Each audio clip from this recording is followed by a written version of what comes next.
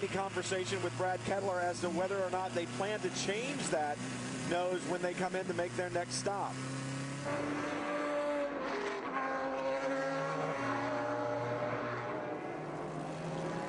Traffic playing a huge piece in the race. You just see, you try and work that traffic to your advantage. Sometimes it plays out, sometimes it doesn't. But Audi is stretching out a bit more of a lead at the moment.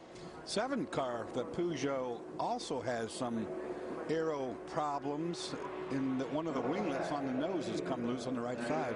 So that looks like it could tear off and lose a little bit of frontal downforce. So perhaps Alexander Wirtz not having the car underneath him that he wants right now. I mean, with 6 hours and 20 minutes left to go, these cars haven't been punished for quite a while. So it'll be interesting to see not only who has the power to make it to the end, but who has the balance to make it to the end. Jamie? Well, you asked about the nose on the number 2 car. It would be very unlike Audi to need to make an adjustment, change the nose, and not have it out and ready. When Ralph Juttner, the technical director for Audi Sport, walked us through their garage area this week, they have stacks of them sitting back there ready to go, but they do not have any out here in pit lane ready to go, and the crew's ready for a pit stop, but it doesn't look like they're going to be making any adjustments. I'll let you know if they pull one out, but right now it looks like it might be a stop, just status quo. Well, thanks, Jamie. I appreciate that. And the thing that's interesting is they have the same feed that we have. They see the onboard shot, so they know that that panel is loose. And seems like for Ralph Juttner and Brad Kettler, the rest of Yost Racing, that they're thinking, well, we're going to let it go for right now. We're going to let it ride for right now. It's obviously they know a lot more. They're a lot more intimate with the car than we are, and they know what they need to change and what they don't. Well, and they've spoken, I'm sure, on the radio with Trillier, and he's either told them, yes, the balance is fading, or no, the balance is good. And if the balance is good, there's no reason to take the time through the right-hander into Indianapolis. Spectacular piece of racetrack. Then the short run to Arnage, the very tight right-hand corner.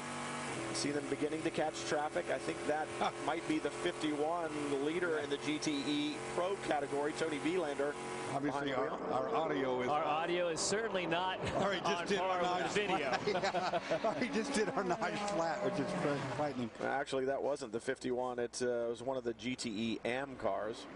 Here come the Peugeots. Oh! And this is the issue. We talked about it earlier. You get in there with drivers who are not familiar with the racetrack and perhaps just right at the top of their ability level, and they've got to focus on driving the car.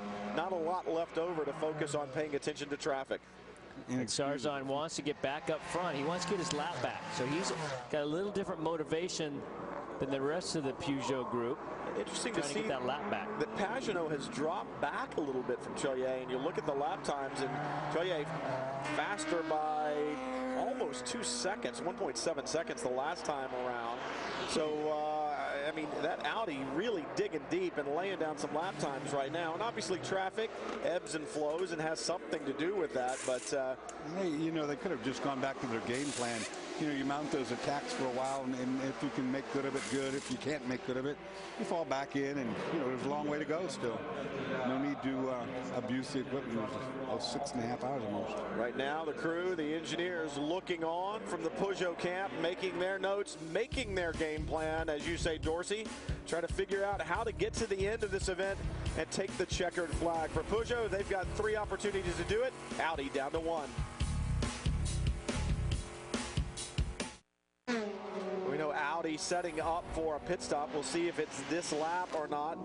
Benoit Trillier built that lead to just about 4.5 seconds indeed to pit road right now, and with a 4.5 second lead from just 2 laps ago, literally nose to tail with Peugeot, and then taking that lead. So that number 2 Audi, very, very quick indeed, comes to the pits. The 9 of Peugeot comes to pit road as well. So they are on the same pit sequence, and it is a long run down pit road at 60 kilometers per hour right now. It's got to feel like an eternity for Trillier, who has been spectacular on the racetrack.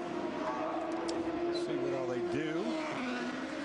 Obviously it's routine, but Well, they changed tires and driver last time in, so they'll probably just do water bottle, fuel, and be off. They'll probably triple stint the tires. Yeah, there's the drink bottle. You see the 9 Peugeot in as well. Expect the same pit treatment down there as well. The Michelins will stay on. 65 liters of diesel will go in. So the Peugeot should be back underway. Now he got to his pit box first because it's at the beginning of pit road. The Audi is at the far end, so while it looks like the 9 is away a little bit sooner, they'll come out in the order in which they entered the pits. 2 car in front of the 9. Now on board the 73, Tommy Milner behind the wheel. Tony Vielander leading in GTE Pro, and Milner running second. And about 2/3 of a lap behind still. Right now he's showing a lap behind, but that'll cycle through. And if it works out the way it has recently, Milner should be shown on the same lap. They're going to need some help to close that distance a little bit. A yellow that's not of their own doing. But they've had plenty of those yet today. Trillier back on track. Those Michelin tires. Nice thing about that is, as cool as it is, you come in, you get your fuel, you're right back on track, and the Michelins are still very, very warm. There's Pagano back behind him, coming out of Mulsanne corner, and the run up towards Indianapolis. The 2 right-hand kinks. One of those where Mike Rockefeller had his problem. The tire spins are outstanding. Unbelievable that these Michelins